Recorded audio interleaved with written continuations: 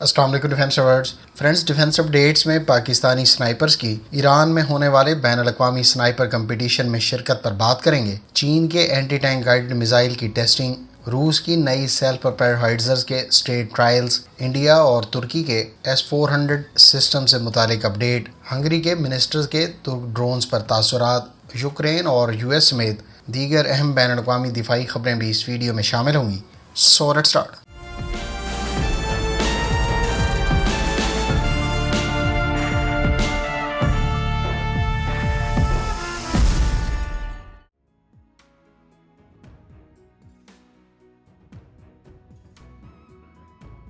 Friends, اطلاعات کے مطابق ایران میں شروع ہونے والے سنائپر کمپٹیشن میں پاکستان کی ٹیمیں بھی شرکت کر رہی ہیں۔ یہ سنائپر کمپٹیشن جو 27 اگست تک جاری رہے گا، یہ آرمی گیمز 2022 کا حصہ ہے، جن کو آج سے چند سال پہلے روس نے انیشیٹ کیا تھا۔ حالیہ سنائپر کمپٹیشن میں میزبان ایران کے علاوہ 10 ممالک شرکت کر رہے ہیں، جس میں بھارت، چین اور روس کی ٹیمیں بھی شامل ہیں۔ اس سنائپر کمپٹیشن میں انفرادی، پیئر اور ٹیمز پر مشتمل 3 مرحلے ہوں گے، جن کے نتائج ویب سائٹ پر شیئر کیے جائیں گے۔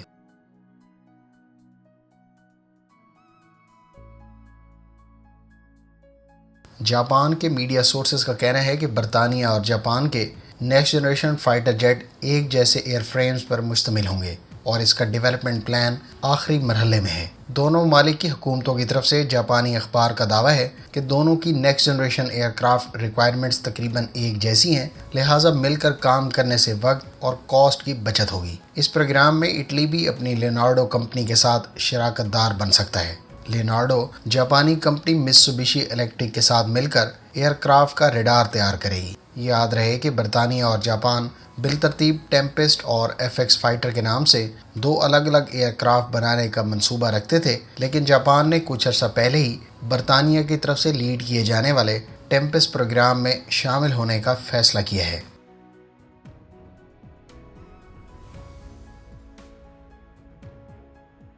سلوواکیہ نے کہا ہے کہ ان کی ایئر فورس کے زیر استعمال رہنے والے MiG-29 فائٹر جیٹ ابھی تک یوکرین کو ڈیلیور نہیں کیے گئے۔ سلوواکین حکام کا کہنا تھا کہ ان طیاروں کو 27 اگست کو باقاعدہ ریٹائر کیا جانا ہے، اس کے بعد ان کی یوکرین کو ڈیلیوریز کے حوالے سے پیش رفت ہوگی۔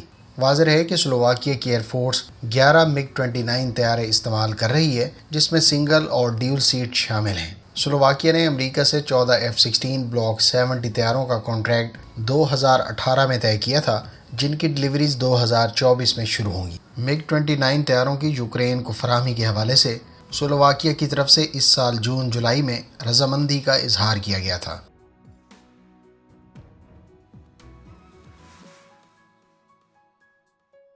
روس کے آفیشلز کا کہنا ہے کہ ان کا ملک بھارت کو S-400 surface to air missile system کی ڈیلیوریز شیڈیول کے مطابق کر رہا ہے۔ یہ بات روسی حکام نے آرمی 2022 ملٹری فورم کے دوران کہی۔ اس سے پہلے S-400 بنانے والی کمپنی کے CEO نے کہا تھا کہ انڈیا کو S-400 ایئر ڈیفنس سسٹم کی ڈیلیوریز شیڈیول کے مطابق ہوں گی اور 5 ریجمنٹس 2023 کے آخر تک ڈیلیور کر دی جائیں گی۔ واضح ہے کہ انڈیا نے $5.43 ارب کی لاگت سے S-400 surface to air missile system کی 5 ریجمنٹس کی ڈیل اکتوبر 2018 میں طے کی تھی۔ اطلاعات کے مطابق اب تک انڈیا کو 2 ریجمنٹس ڈیلیور کی جا چکی ہیں۔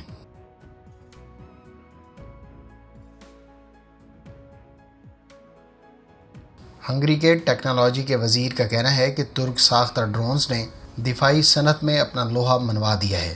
یہ بات ہنگری کے وزیر نے اپنے دورہ ترکی کے دوران اپنے ہم منصب سے ملاقات کے دوران کہی۔ ان کا مزید کہنا تھا کہ ہنگری نے پہلے ہی ترک ساختہ عسکری ساز و سامان خریدنے کا فیصلہ کر لیا ہے۔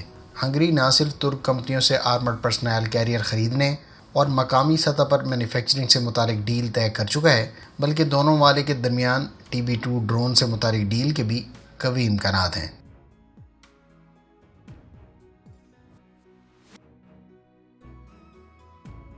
چین کی بڑی فوج کے بارے میں اطلاعات ہیں کہ اس نے اپنے HJ-9 anti tank guided missile کو آرمرڈ پرسنل کیریئر سے ہائی آلٹیٹیوڈ پر ٹیسٹ کیا ہے۔ WZ-550 4x4 آرمرڈ وہیکل سے اس میزائل کو 5200 میٹر سے زائد بلندی پر ٹیسٹ کیا گیا۔ یاد رہے کہ اس وہیکل کو بنیادی طور پر HJ-9 اینٹی ٹینک میزائل کی 4 لانچر ٹیوب سے اکوپ کیا گیا ہے۔ اس میزائل کے بارے میں دعویٰ کیا گیا ہے کہ یہ 1200 ملی میٹر کے آرمر میں پینیٹریٹ کر سکتا ہے۔ AJ-9 میزائل کی زیادہ سے زیادہ رینج 5000 میٹر بتائی گئی ہے۔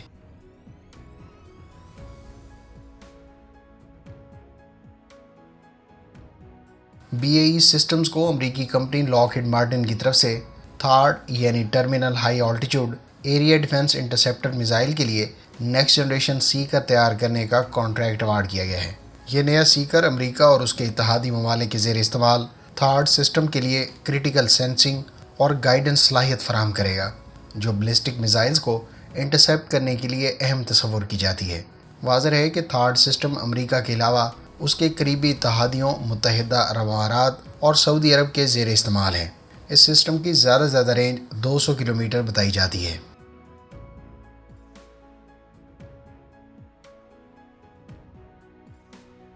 رشین آفیشلز کا کہنا ہے کہ روس کی تیار کردہ مالوا 152 ملی میٹر کی سیلف پروپیلڈ ہوئٹزر کی اسٹیٹ ٹرائلز اس سال کے آخر تک مکمل ہو جائیں گے۔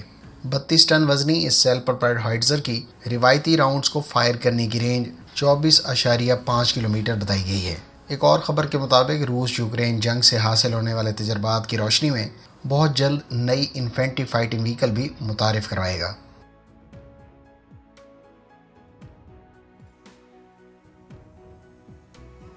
فرینڈز، روس کی سرکاری نیوز ایجنسی کا کہنا ہے کہ ترکی کی جانب سے روس سے S-400 ایئر ڈیفنس سسٹم کا سیکنڈ بیچ خریدنے کا کوئی ارادہ نہیں اور اس قسم کی ابھی تک کوئی ڈیل طے نہیں ہوئی۔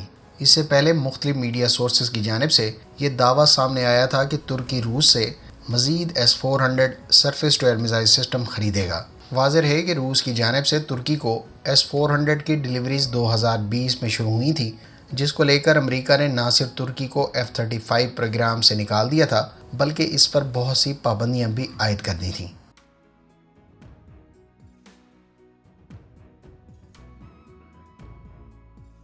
یوکرین کی ایئر فورس کمانڈ نے دعویٰ کیا ہے کہ اس نے صرف 2 دن میں روس کے 3 Ka-52 ہیلی کاپٹرز مار گرائے ہیں۔ یوکرینین آفیشلز کی طرف سے کہا گیا ہے کہ ڈونیٹسک ریجن میں 15 اگست کو صبح 8 بجے ایک Ka-52 ہیلی کاپٹر کو نشانہ بنایا گیا، جبکہ اس سے پہلے اسی ٹائپ کے 2 ہیلی کاپٹرز کو بھی گرایا گیا تھا۔ واضح ہے کہ جنگ کے ابتدائی دنوں میں بھی اس ہیوی گن شپ ہیلی کاپٹر کو نشانہ بنانے اور ڈیمیج یونٹس کی تصاویر منظر عام پر آئی تھیں۔ فرینڈز، یہ تھیں آج کی ڈیفنس اپڈیٹس۔ امید ہے اس ویڈیو سے آپ کی معلومات میں اضافہ ہوگا۔ ملتے ہیں نیکسٹ ویڈیو کے ساتھ، اپنی دعاؤں میں یاد رکھیے گا۔ اللہ حافظ۔ پاکستان زندہ باد۔